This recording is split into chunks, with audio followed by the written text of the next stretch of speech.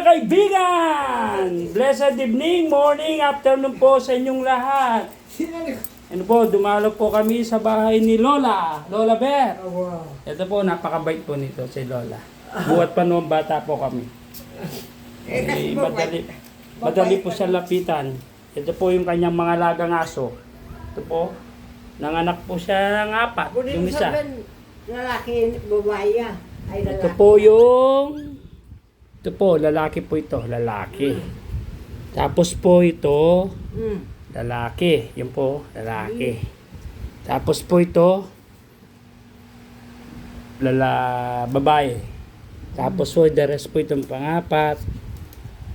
Lalaki na po ito. Ito yung mga alaga niya nga. Ito po, yun o. Yan. Tapos po, meron po siyang 3 mga maliliit. Yun, ito po. Yan po, yun o. Yan. Ito, yun pa po ito. Ito po. Ito po, binibenta niya po ito. Binibenta niya ito, pati yun o. Yan. Ito po yun o. Ito po. Mga alaga niya pong aso, mga kaibigan. Marami po siyang aso dito, taga-bantay po. Ang kanyang mga aso. Kaya mga kaibigan, samanawa tayo ng Diyos sa ating buhay.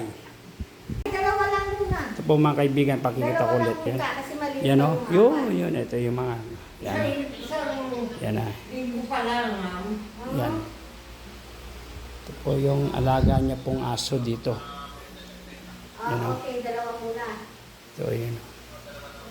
Bali po yung babae, 4, tapos 2 lalaki. 3 babae, 2 lalaki po sa mga malalaki.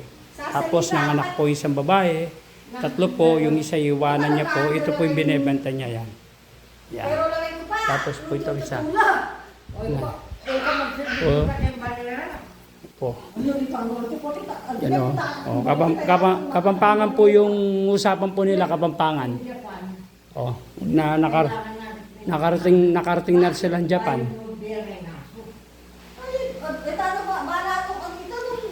Ba yan? O, yan.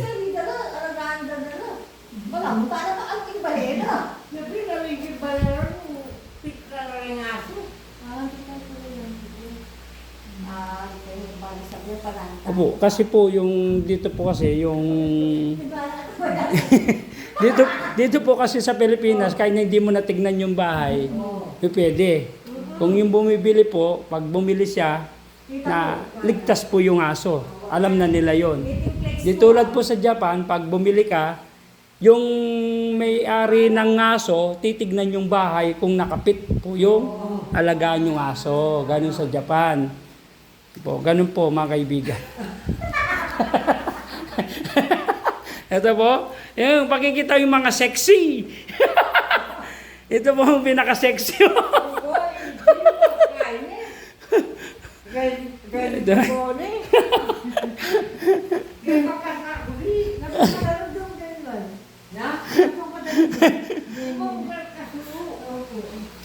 Ito po mga kaibigan, yung mga aso.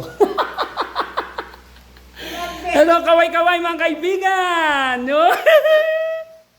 Okay.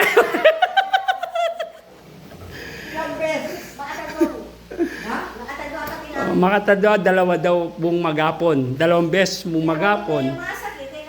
Pag hindi daw masakit, di siya inom.